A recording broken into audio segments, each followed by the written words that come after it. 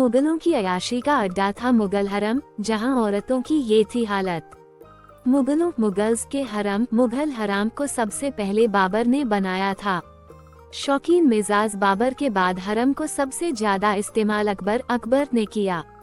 अकबर के हरम में 5000 से ज्यादा रानियां थी, लेकिन हरम के अंदर इन औरतों विमेन इन हराम की क्या हालत थी, ये आज हम आपको बताते हैं।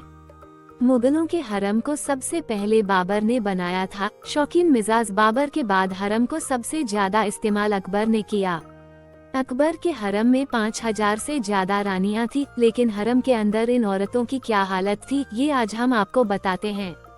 इतावली चिकित्सक निकोलाओ मानुची मुगल इंडिया नाम की किताब लिखी थी, जिसमें उसने हरम के हालात बताए थे।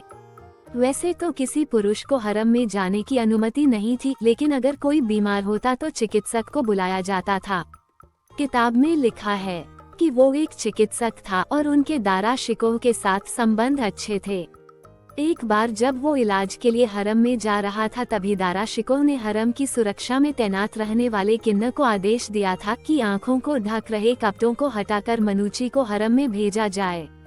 इसके पीछे दारा शिकोह की सोच ये थी, ईसाइयों की सोच में अश्लीलता नहीं होती है जैसे कि मुस्लिमों में होती है, इसलिए उसे आजादी के साथ हरम में जाने की अनुमति मिली थी। मनुची ने लिखा है कि हरम में महिलाएं झूठी बीमारी का नाटक करती थी, क्योंकि बादशाह के अलावा उन्हें किसी से मिलने की इजाजत नहीं थी। वो खुद को बीमार बताकर चिकित्सक बुलाती थी ताकि किसी मर्द को नब्ज टटोलने के बहाने छू सकें। मनुची लिखता है कि चिकित्सक और बीमार महिला के बीच एक पर्दा लगा होता था। जब चिकित्सक नब्ज देखने के लिए पर्दे के भीतर हाथ बढ़ाते थे, तो कई बार महिलाएं हाथ चूम लेती थी, तो कुछ प्यार से काट लेती थी। इतना ही नहीं, कुछ तो हाथ पकड़कर अपने शरीर को सहलाती थी। मुगल हरम में कुछ औरतें शादी करके लाई जाती थी, तो कुछ जबरन। हरम के अंदर पैदा हुए बच्चों के लिए स्कूल और मैदान होता था। हरम में शादी खजाना, गुप्त दस्तावेज और शाही मुहर भी रखी जाती थी।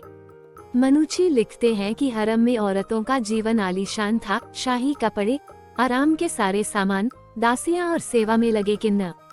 हरम में औरतें संगीत, कहानी या फिर मुर्गे की लड़ाई से खुद का मनोरंजन करती थी। हरम में महिलाओं की तादाद इतनी ज्यादा होती थी कि कभी कभी तो ताउम्र उन्हें बादशाह को देखना नसीब नहीं होता था। लेकिन सब औरतों की स्थिति हरम में एक समान नहीं थी। बादशाह की पत्नियों में जो पहले बेटे को जन्म देती थी, उसका हरम में सम्मान बढ़ जाता था। जो बीमार होती उसे बीमार खाने भेज दिया जाता था। अबुल फजल ने आईने अकबरी में बताया गया है कि शाही हरम के अंदर महिला सुरक्षा कर्मियों और पास में किन्नरों की टुकड़ी रहती थी। ये किन्नर बड़े से बड़े योद्धा को हराने की क्षमता रखते थे। अबुल फजल ने आईने अकबरी में लिखा है कि शहंशाह अकबर के हरम में 5000 औरतें थी।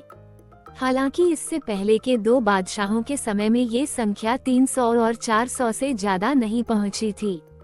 हरम में काम करने वालों की सैलरी निश्चित थी। इसमें सबसे ज्यादा सैलरी दारोगा की होती थी, जिसे 1000 से 1500 रुपए महीना मिलता था।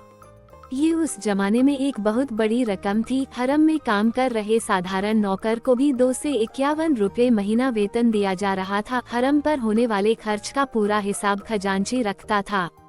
मुगलों के ऐसे हरम दिल्ली, आगरा, फतेहपुर सिकरी और लाहौर, अहमदाबाद, बुरहानपुर, दौलताबाद, मांझू और श्रीनगर में बनाए